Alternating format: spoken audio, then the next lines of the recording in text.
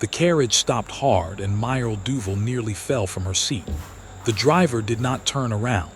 He only pointed at the tall iron gates ahead and said one word: Ashgrove. She stepped down onto wet gravel with her trunk in both hands and her heart beating faster than it should for a simple job interview. The gates were taller than any fence she had ever seen. Behind them stood a house so large it looked like it could swallow the sky. Every window was dark except one, high on the third floor, where a single candle burned behind thick curtains. A woman in a gray dress was already walking toward her before the carriage had even turned to leave. She did not smile. She did not offer a hand. "You are late," the woman said. "I am Mrs. Aldous. I run this house. You will listen to me and only me. Is that understood?" Myrtle nodded, though her throat had gone dry. "Good," Mrs. Aldous said. "Then follow me and do not wander. This house has rules for a reason." They walked through a side door, past a kitchen where two younger maids stopped talking the moment Myrtle entered. Their eyes followed her like she was something strange, something that had wandered in from outside and did not belong. One of them, a thin girl with red hair, opened her mouth as if to say something, then closed it again when Mrs. Aldous shot her a look.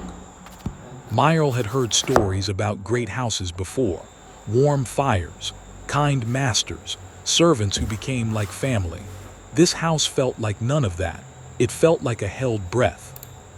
Her room was small, tucked under the roof, with a narrow bed and a window that looked out over a garden gone half wild. She set her trunk down and sat on the edge of the bed, listening. The house made sounds she could not explain, a creak from somewhere far below, a door closing softly though she had not heard footsteps. Somewhere faint and far away, someone was writing. She could hear the scratch of a pen against paper, fast and uneven, like someone in a hurry or someone afraid of running out of time. At dinner that first night, the staff ate in the kitchen, all together, none of them speaking much. Myrtle sat beside the red-haired girl, whose name turned out to be Alice. "You will learn the rules fast," Alice whispered, leaning close. "Never go near the east wing after dark. Never knock on the study door unless you are told to. And never, ever mention his lordship's business to anyone outside this house." "Why?" Myrtle asked. "What business?" Alice's face changed, just for a second, like a shadow had passed over it. "That is not something we talk about," she said, and turned back to her plate. Myrtle wanted to ask more, but the older cook, a heavy woman named Margaret, gave her a warning glance across the table, and the subject closed like a door being shut. That night, unable to sleep, Myrtle lay awake listening to the house breathe around her.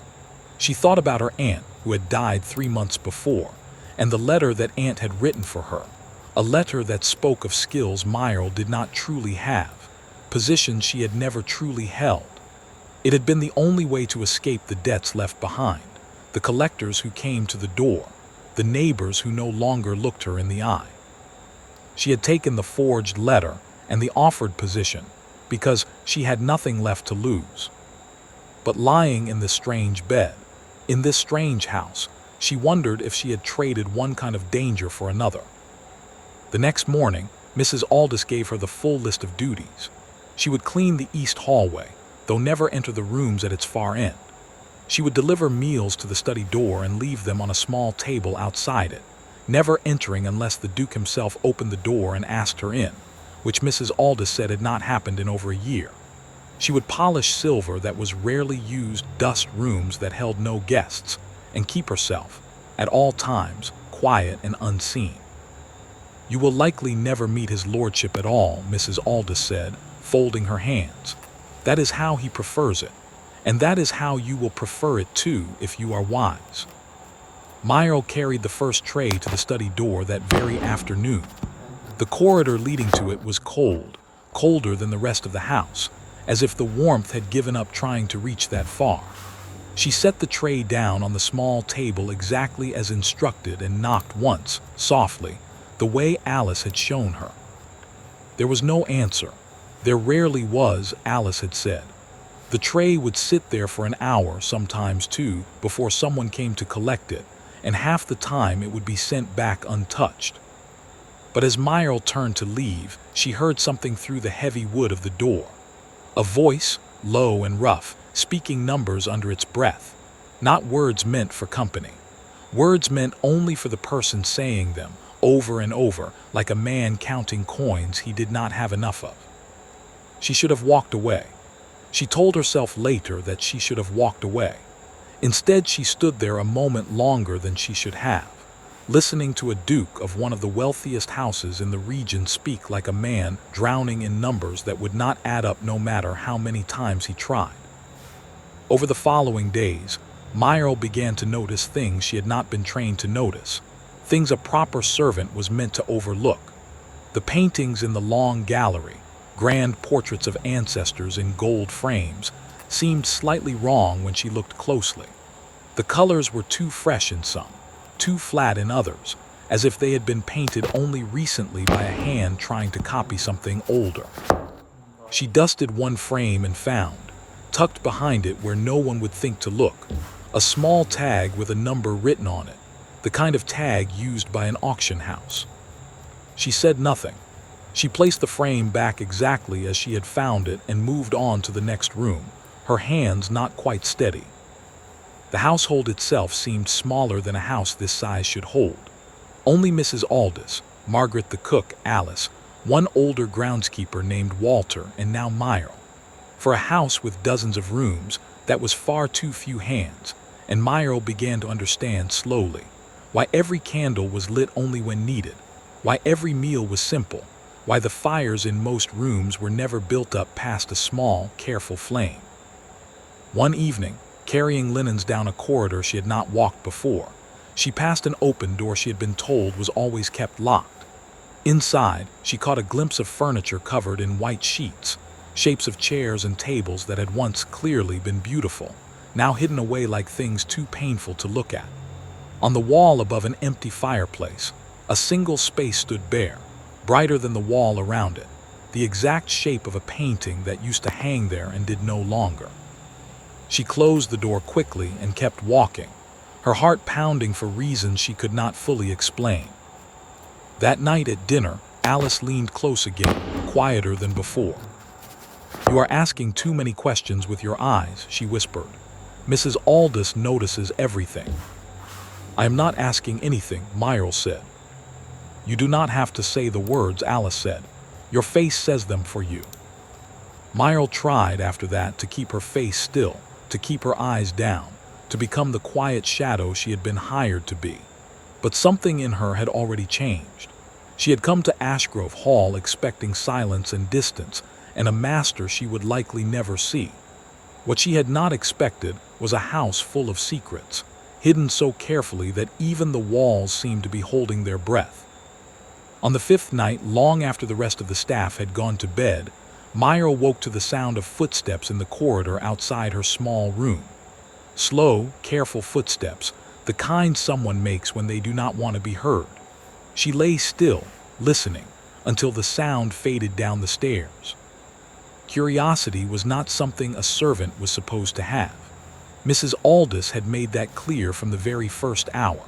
But Myrle rose anyway, wrapped a shawl around her shoulders and crept to the top of the stairs, looking down into the dark hallway below. A single light moved through the ground floor, a candle carried by someone walking toward the study. The shape of the person was tall, the shoulders slightly bent, the pace slow and heavy, like someone carrying a weight far greater than a candle. The study door opened and closed, and the light disappeared behind it. Myrle stood at the top of the stairs for a long moment, her bare feet cold against the wood, and she understood, without anyone telling her, that she had just watched the Duke of Ashgrove walk through his own house like a man hiding from something inside it. She went back to bed, but she did not sleep. She lay awake turning over everything she had seen, the sold paintings replaced with copies, the empty rooms covered in sheets, the too small staff, the too careful fires. The numbers whispered behind a locked door. Whatever secret this house was hiding, it was not the kind of secret a new maid was meant to discover. But she had discovered it anyway, whether the house wanted her to or not, and lying there in the dark, Myrle Duval understood one more thing with total certainty. Whatever came next, there was no way to simply forget what she now knew. A letter arrived at Ashgrove Hall on a gray morning, carried by a rider who did not stay for tea and did not give his name. Mrs. Aldous took it at the front door with steady hands, but her face went pale the moment she saw the seal pressed into the wax. She carried it straight to the study without a word to anyone, and for the rest of that day, the house felt different. Quieter in a way that was not peaceful. Quieter in a way that felt like waiting. Myrle noticed it in the way Margaret stirred the soup too hard, in the way Walter kept glancing toward the front gate from the garden, in the way Alice would not meet her eyes at breakfast. "Something has happened," Myrle said, setting down her spoon. "Nothing has happened," Alice said too quickly. "Eat your food." But something had happened, and by afternoon Myrle understood what. She was sent to deliver a tray to the study as always, and as always she expected silence behind the door. Instead, she heard voices. One was low and tired, a voice she now recognized as the Duke's own. The other was sharp, clipped, the voice of a man used to being obeyed. "You have had 3 months," the second voice said. 3 months turned into 6. My patience does not stretch further than this." "I have told you," the Duke answered. "The harvest failed. The tenants cannot pay what they do not have, and I will not squeeze blood from people who have nothing left to give." "That is a noble sentiment for a man who owes what you owe," the sharp voice replied. "Noble sentiments do not pay debts, your lordship. Numbers pay debts, and your numbers are running out of road." Myrle stood frozen outside the door, the tray shaking slightly in her hands. She had not meant to listen. She told herself that later, though she was not sure it was true. The door opened suddenly, and a man stepped out, tall, dressed in fine dark clothes that did not match the coldness in his eyes.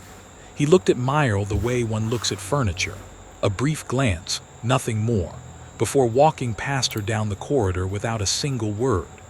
His boots struck the floor like small warnings, sharp and even, until the sound faded toward the front door.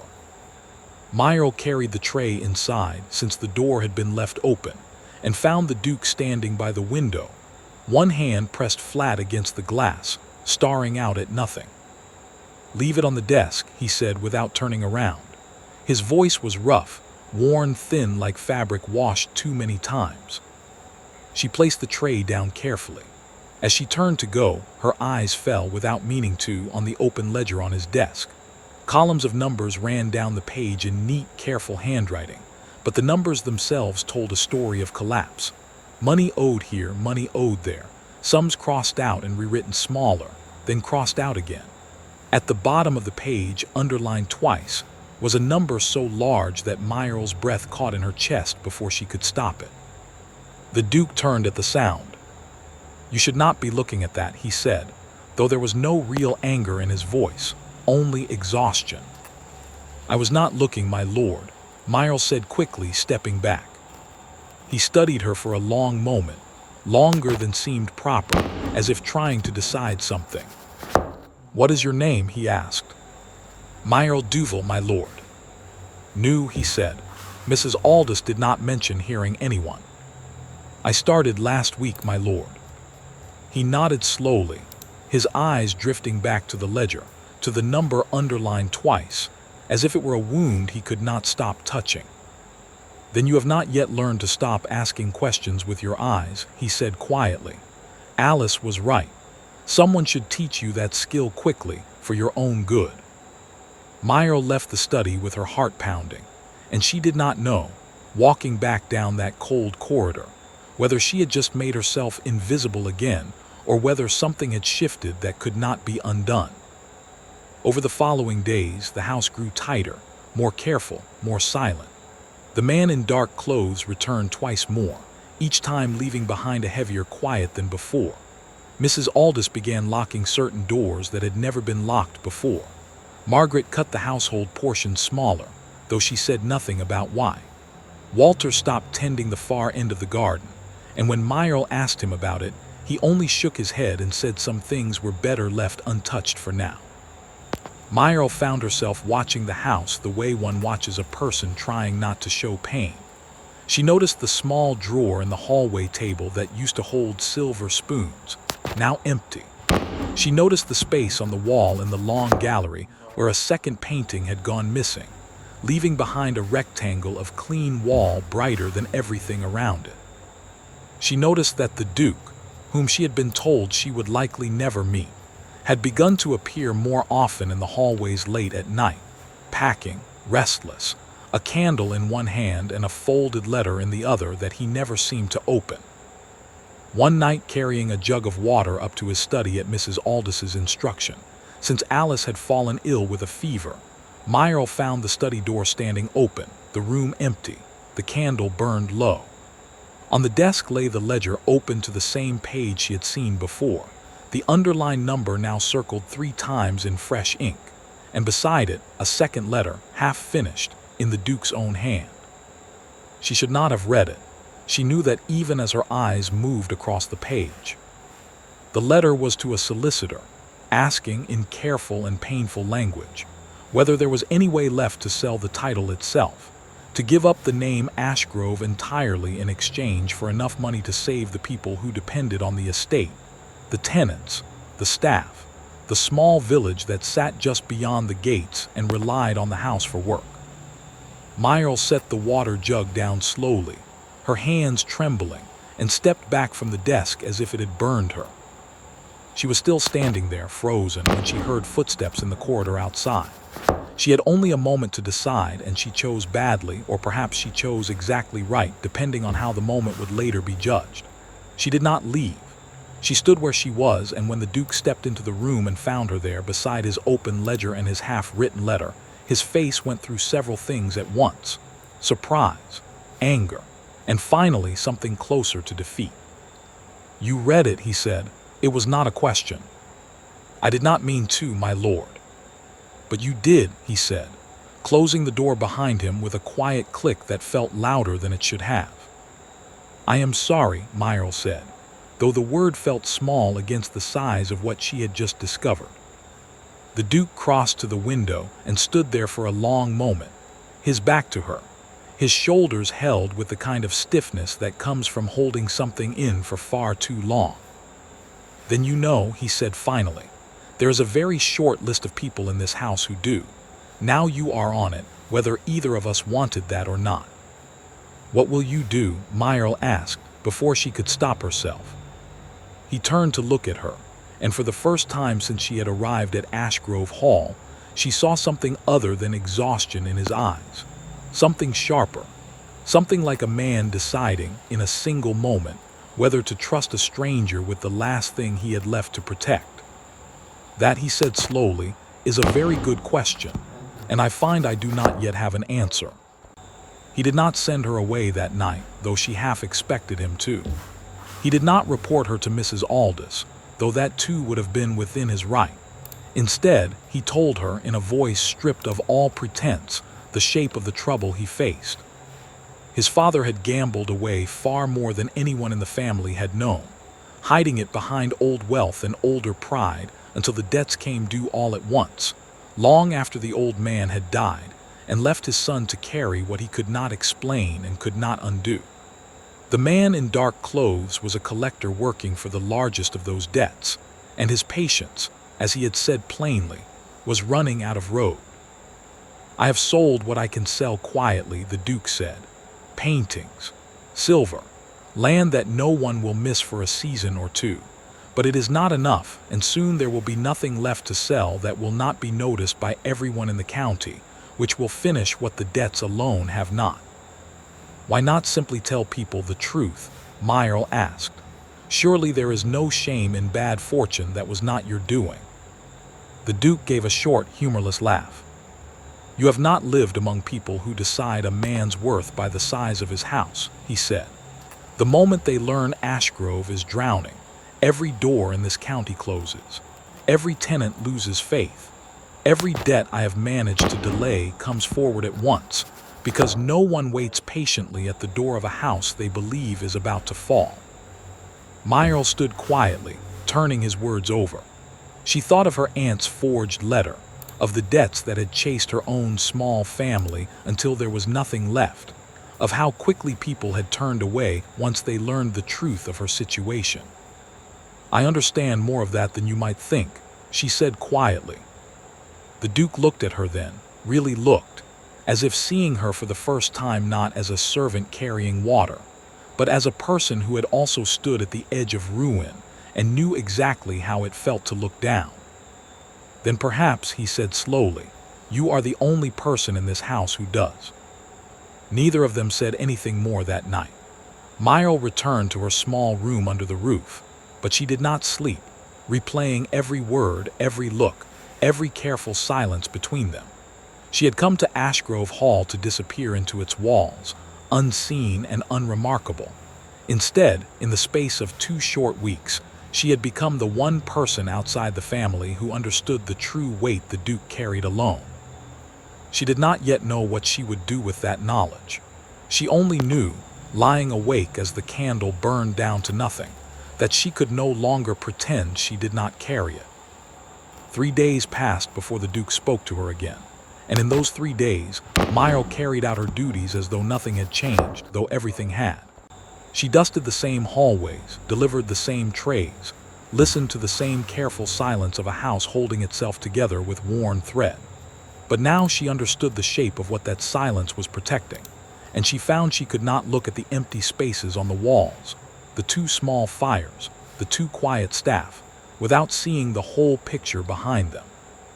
On the 4th morning, Mrs. Aldous found her in the hallway and told her, with a look Myrtle could not read, that his lordship wished to see her in the study after breakfast. Myrtle went with her heart high in her throat, certain she was about to be dismissed. Instead, she found the Duke standing not by the window this time, but at the desk itself, the ledger open, a second chair pulled up beside his own, which she had never once seen in that room. "Sit," he said. She sat uncertain, her hands folded tightly in her lap. "I have thought about our conversation," he said, "since it seems there is little else left for me to think about these days. You said you understood something of what it means to stand at the edge of ruin. I would like to know more of what you meant." Myrtle hesitated, then told him. She told him about her aunt, about the debts left behind after her aunt's death, about the collectors who had come to the small house they shared, about the forged letter that had bought her a chance at Ashgrove Hall when every other door in her old life had closed. She told him about counting coins late at night, about learning which shops would still extend credit and which would not, about the particular kind of exhaustion that comes from doing arithmetic you cannot make work no matter how many times you try. The Duke listened without interrupting, and when she finished, he was quiet for a long moment. "You have done in your own small house exactly what I have failed to do in this large one," he said finally. "You found a way through. I have only found new ways to delay." "That is not entirely fair to yourself, my lord," Myrtle said. "You have sold what you could sell. You have protected your tenants. You have not run from it." "No," he agreed. "I have simply been drowning slowly instead of quickly, which I had convinced myself was a kind of progress." He turned the ledger toward her then, an act that seemed to cost him something, as if turning the book around was the same as turning himself inside out for a stranger to see. "I do not expect you to solve what solicitors and bankers have failed to solve," he said. "But you have a mind for this in a way I have not found in anyone else in this house, and I find myself, against all good sense, wanting a second pair of eyes that are not already exhausted by looking at the same numbers for a year." Myrtle studied the columns carefully, the way she had once studied her own small debts late at night by candlelight, searching for any thread that might be pulled loose. She noticed, after a while, that certain debts carried much higher demands than others, not because the amounts were larger, but because the terms had been agreed to in haste, likely by the old Duke himself, without any real bargaining at all. "These two," she said, pointing to a pair of entries near the bottom of the page. "They are owed to the same collector, are they not? The man who has been coming here." The Duke leaned closer. "Yes," he said, "Croft, he holds both." If they are held by the same man, Myrle said slowly, thinking it through as she spoke, then perhaps he does not wish to lose you entirely either. A ruined estate cannot pay him anything at all. A struggling one, kept alive a little longer, might still pay him something over time. He may have more reason to bargain than he has shown you. The Duke looked at her with an expression she had not seen from him before, something between surprise and a kind of cautious hope. He seemed almost afraid to let show on his face. "You may be right," he said quietly, "or you may be giving me false comfort. I have had a great deal of false comfort this past year, and I have learned to be wary of it." "Then do not take comfort from it," Myrle said. "Take it as a question worth asking him directly, instead of simply waiting for his next letter." From that day forward, something between them shifted into a quiet, careful partnership, one neither of them spoke of openly to the rest of the household. In the evenings, after her regular duties were finished, Myrle would slip down to the study, and together they would go through the ledger line by line, searching for anything that might ease the weight even slightly. She learned the names behind the numbers, the tenant families struggling with the harvest, the small shops in the village that depended on the house buying from them, the long list of people whose lives were quietly tied to whether Ashgrove Hall survived or fell. The Duke, whose name she learned was Julian, though she never dared use it aloud, began to seem less like a distant, haunted figure, and more like a man simply trying, with everything he had left, to hold together something far larger than himself. But the quiet partnership was not without danger, and Myrle felt that danger sharpen on the evening Croft returned for the third time.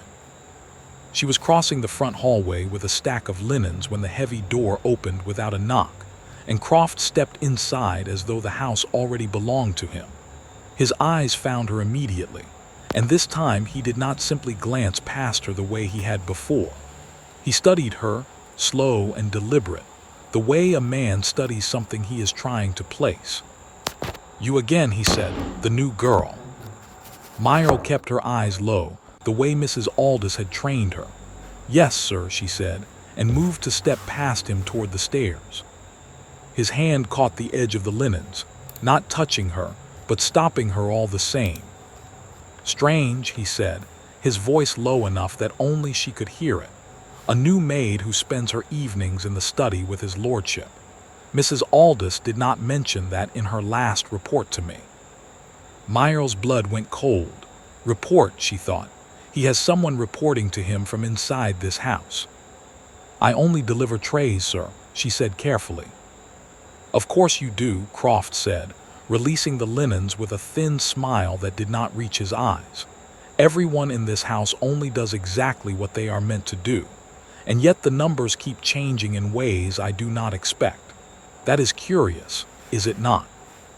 He walked past her toward the study without waiting for an answer, his boots striking the floor with the same sharp, even sound she remembered from before, and Myrle stood frozen in the hallway, the linens clutched tight against her chest, understanding with sudden clarity that someone inside Ashgrove Hall was passing information to the very man threatening to destroy it. She did not sleep that night. She lay awake turning over every face in the house, every servant she had come to know in her short weeks there, searching for someone who might have reason to betray the family that fed and housed them. Margaret, gruff but seemingly loyal, muttering about the Duke's troubles with real sympathy in her voice. Walter, quiet and steady, tending a garden he clearly loved. Alice, kind and open, sharing whispered warnings from the very first day. And Mrs. Aldous, whose loyalty had never once been questioned by anyone, least of all by Myrle herself. The next morning, she found a moment alone with Julian in the study and told him everything Croft had said. His face went still, then hard, in a way she had not seen before. "Someone in my own house," he said, more to himself than to her, "reporting my movements to the man trying to destroy it." "It could be a mistake," Myrle offered, though she did not fully believe it herself. "He may have been trying to unsettle me. Men like that often speak in half-truths to see what falls loose." "Perhaps," Julian said, Or perhaps it is exactly what it sounded like, and I have been careless enough to trust the wrong person with the state of my own ruin. They spent the following days more carefully than before, speaking of the ledger only behind a locked door, keeping their evening meetings shorter, watching the rest of the staff with a wariness that made the whole house feel, to Myrtle, like a held breath about to break. She began to notice small things she had missed before. Mrs. Aldous stepping away from doorways a moment too quickly when she approached. A folded note disappearing into the housekeeper's apron pocket one afternoon, tucked away before Myrtle could see who it was meant for. She said nothing of her suspicions to anyone but Julian, and even to him she said them carefully, unwilling to accuse someone without proof, unwilling to ignore what her instincts kept whispering to her late at night. The turning point came on a stormy evening, 10 days after Croft's third visit. Rain hammered the windows of Ashgrove Hall, and thunder rolled low across the hills beyond the garden. Myrtle had gone down to the study later than usual, delayed by a spilled tray in the kitchen, and as she approached the door, she heard voices inside, low and urgent, one of them unmistakably Julian's and the other, to her shock, unmistakably Mrs. Aldous. "I did what I believed was necessary," Mrs. Aldous was saying, her voice tight with something that sounded almost like grief. "You do not understand what he threatened, my lord. He said if I did not tell him what passed in this house, he would see every one of us turned out onto the road without a reference, without a single coin, the moment this estate collapsed. I have served this family for 20 years. I have nowhere else to go." "So you told him of our evenings," Julian said, his voice low and controlled in a way that Myrtle understood, from their weeks of working together, meant he was holding back something far larger. "Only small things, my lord. Only enough to keep him from turning his full anger on this house before you had time to find another way." Myrtle stood outside the door, rain streaming down the hallway window beside her, and felt the whole shape of the danger sharpen into something far more real than columns of numbers on a page. It was not only debt threatening Ashgrove Hall. It was fear, spreading quietly through the people meant to protect it, turning loyalty itself into something Croft could use as a weapon.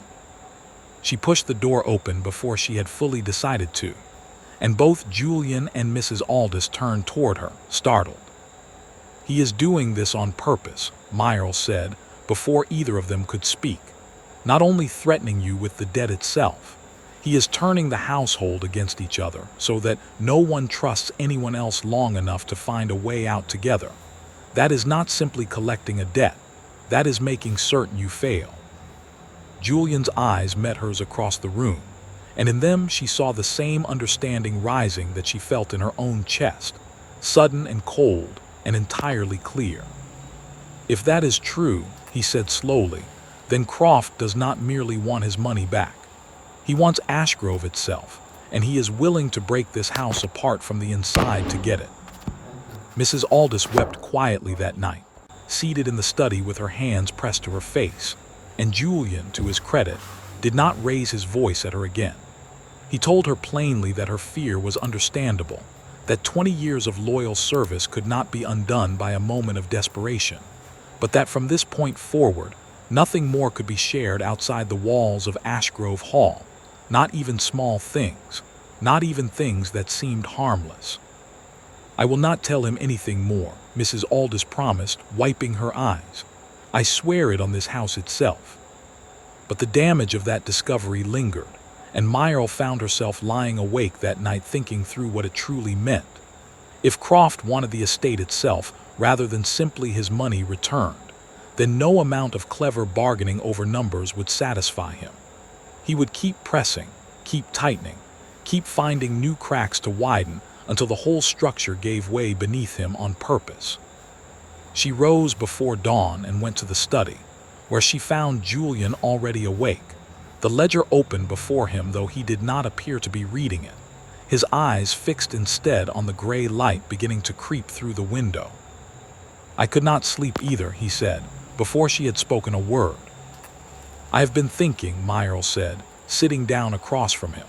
"If Croft wants the estate itself, then paying him slowly, even paying him everything owed, may not be enough to satisfy him.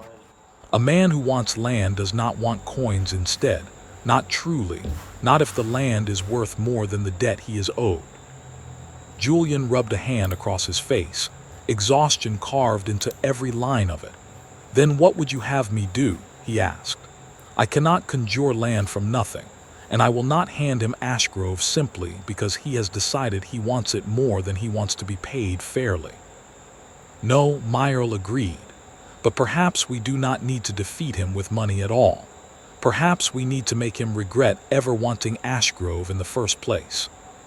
She laid out her thinking slowly, piece by piece, the way she had once worked through her own family's debts late into the night.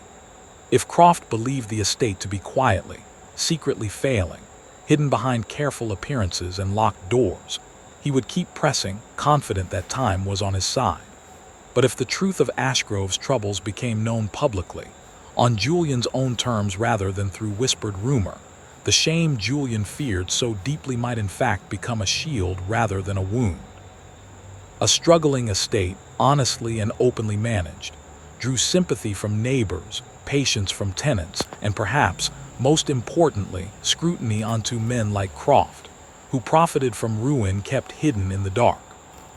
"You are suggesting I tell the truth," Julian said slowly, as though testing the shape of the idea in his mouth, "openly, to everyone." "I am suggesting that secrecy has been protecting Croft far more than it has been protecting you," Myrle said.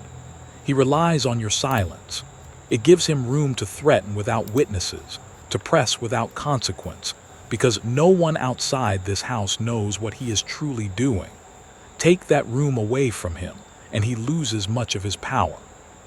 Julian was quiet for a long time, staring down at the ledger, at the underlined number that had haunted him for a year. When he finally spoke, his voice carried a weight Myrle had not heard from him before, something closer to resolve than despair. "My father spent his whole life hiding weakness behind pride," he said. "It destroyed him slowly, and it very nearly destroyed everything he left behind. Perhaps it is time this house tried something he never had the courage to try." The plan they built together over the following days was careful and deliberate. Julian would call together the tenants and the leading families of the village, not to ask for charity, but to explain plainly the debts left behind by his father, the honest efforts made to manage them, and the path forward he intended to take, however difficult that path might prove.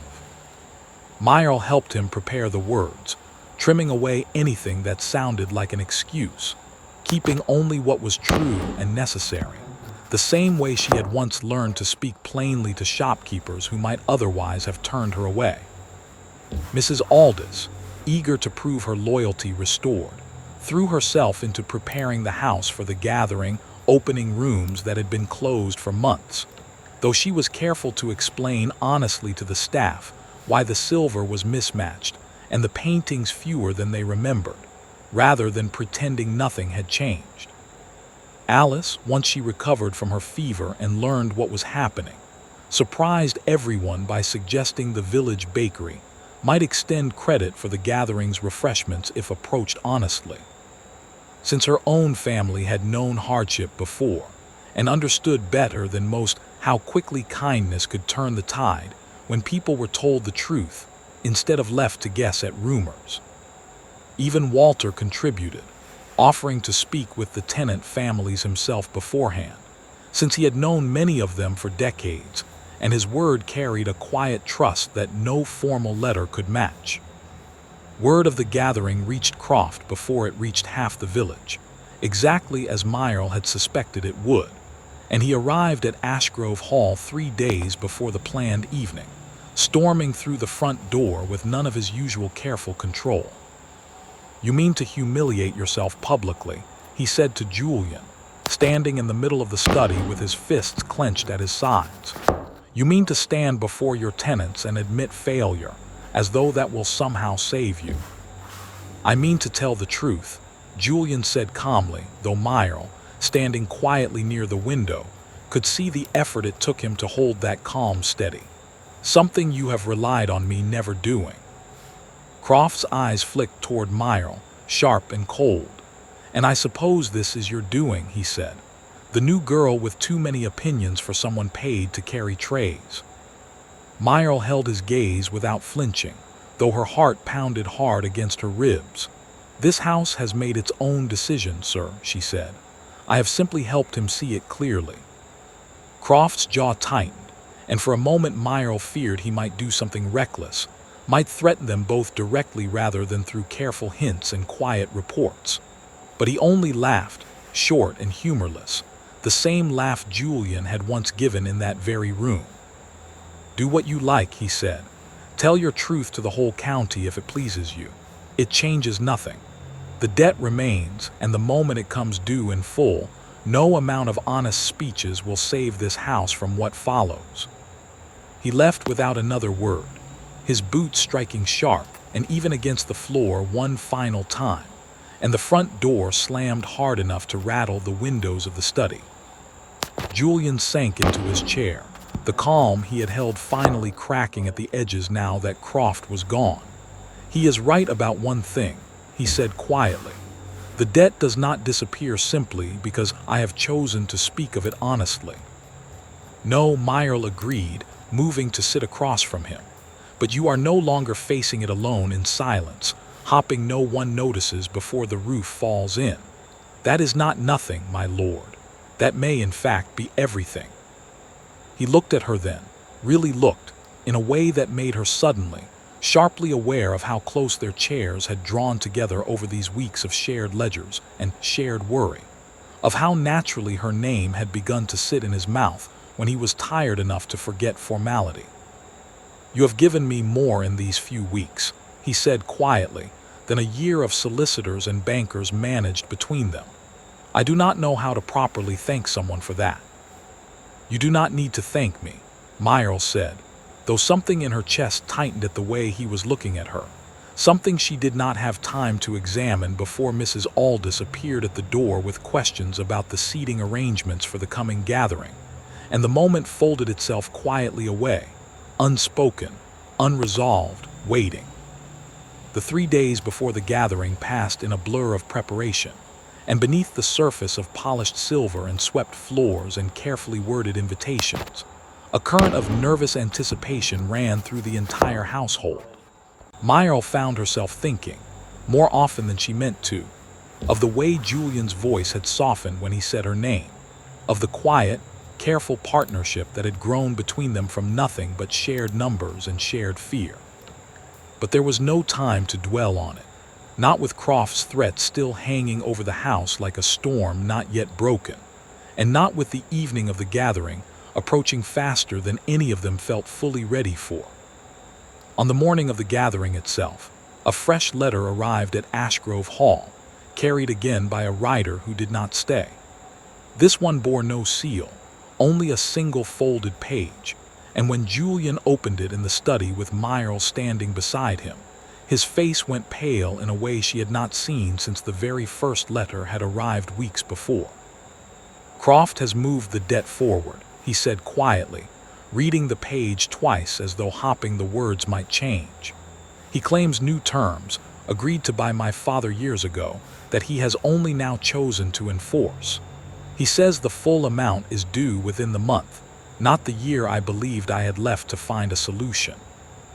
Myrle took the letter from his shaking hands and read it herself, her stomach dropping as she understood the trap closing around them. "Can he do that?" she asked. "Can he simply change the terms after all this time?" "I do not know," Julian said, and for the first time since she had come to know him, his voice carried something close to real fear rather than exhaustion. "But I do know that if this is true, the gathering tonight will no longer be enough on its own. We are no longer looking for sympathy and patience. We are looking now for a way to survive a debt come due in a single month, with nowhere near enough left to pay it." There was no time left for careful, quiet evenings over the ledger. Julian sent word canceling nothing of the gathering, but the tone of the household shifted overnight from cautious hope into something closer to a race against the clock. Myrle barely slept that night, her mind turning over every document she had seen in the study, every drawer she had dusted, every old paper tucked into corners of the house that no one had looked at in years. It was Walter, of all people, who gave her the idea that changed everything. She found him early the next morning in the garden, repairing a broken fence post despite the chill still clinging to the air, and she told him plainly what the new letter had claimed, that the old Duke had supposedly agreed to different terms years before his death, terms only now being enforced. Walter's face went strange and still as he listened, his hands pausing on the fence post. "That cannot be right," he said slowly. "I remember the year those debts were first taken on. I was groundskeeper then too, same as now, and I remember the old Duke sitting right here in this garden with his solicitor, going over the terms line by line before he would sign anything. He was proud, but he was not foolish. He made that solicitor put everything in writing, witnessed and sealed, precisely because he did not trust the man he was borrowing from even then." Meyer's heart began to race. "Do you know where those papers would be?" she asked. "The original agreement, witnessed and sealed." Walter thought for a long moment. "There was an old strongbox," he said finally, "kept in the east wing, in the room that used to be the old Duke's private study before this one became his lordship's own. I have not thought of it in years. It may still be there, behind everything covered in sheets." Meyer actually ran, through the house for the first time since she had arrived, her skirts gathered in both hands, ignoring every rule about a maid never rushing through the halls. She found Julian in the study and told him everything Walter had said, and together they hurried to the east wing, to the locked room she had glimpsed once before, full of covered furniture and one bare space on the wall where a painting used to hang. They searched through dust and old sheets, moving furniture aside with hands that had grown careless of proper behavior in the urgency of the search, until Julian, kneeling beside an old writing desk pushed into the corner, found a small iron strongbox hidden beneath a loose floorboard, exactly where a man who trusted no one might choose to keep something he could not afford to lose. Inside, wrapped carefully in oiled cloth to protect it from damp, lay a stack of old papers, and near the top, exactly as Walter had remembered, a formal agreement bearing the old Duke's signature, a solicitor's seal, and most importantly, terms that matched nothing at all like the sudden demand in Croft's most recent letter. The original agreement gave a full 3 years before the debt could be called due in full, with clear, unbroken language that left no room for the kind of sudden change Croft had just tried to force upon them. "He lied," Julian said, staring at the page as though he could not quite believe what his own eyes were telling him. "He simply lied, assuming I had no proof left to challenge him. Or assuming," Meyer said quietly, "that you would be too afraid of public shame to ever bring this before anyone who might question it." Julian looked up at her, and something in his exhausted face cracked open into an expression she had not seen from him before. Something bright and fierce and entirely alive. "Then we will bring it before everyone," he said, "tonight." The gathering that evening filled the great hall of Ashgrove Hall for the first time in over a year. Tenant families and village shopkeepers and neighboring landowners crowded together beneath candlelight that Mrs. Aldous had insisted on lighting fully, whatever the cost, for one night at least. Julian stood before them all and spoke plainly, exactly as he and Meyer had practiced, of the debts left behind by his father, of the honest efforts made to manage them, of the path forward he intended to walk openly rather than hidden behind locked doors. The room listened in a silence that felt, to Meyer, watching from near the back beside Alice and Margaret, far warmer than the silence the house usually held. Faces that might have shown pity instead showed something closer to respect, the quiet recognition of people who understood hardship, because they had lived through their own versions of it. And then, exactly as Meyer had feared he might, Croft arrived uninvited, pushing through the great doors with 2 hired men trailing behind him, his face twisted into something between fury and desperation, as he realized the gathering he had dismissed as harmless theater had drawn far more witnesses than he expected. "You have no right to hold this meeting behind my back," he said loudly, his voice cutting through the hall. "This estate owes a debt due within the month, and I will see it collected in full, whatever theater you perform for your neighbors tonight." The room stirred with murmurs, uncertain faces turning toward Julian, and for one terrible moment Myrtle feared the fear Julian had carried for a year might sweep back through the hall exactly as Croft intended. Then Julian stepped forward, calm in a way that silenced the murmurs almost instantly, and held up the old, sealed agreement for the entire room to see. "This debt was agreed to under clear terms 3 years ago," he said, his voice steady and carrying to every corner of the hall. "Terms that do not expire for 2 years more, witnessed and sealed by my father's own solicitor. Mr. Croft has attempted to change those terms through a letter bearing no seal, no witness, and no legal standing whatsoever." Croft's face went pale, then red, his composure cracking in front of the very witnesses he had never expected to face.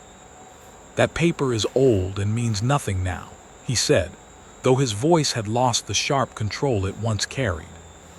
"It means everything," said an older man near the front of the hall, stepping forward, and Myrtle recognized him as the village solicitor, a quiet, respected figure Julian had specifically invited that evening.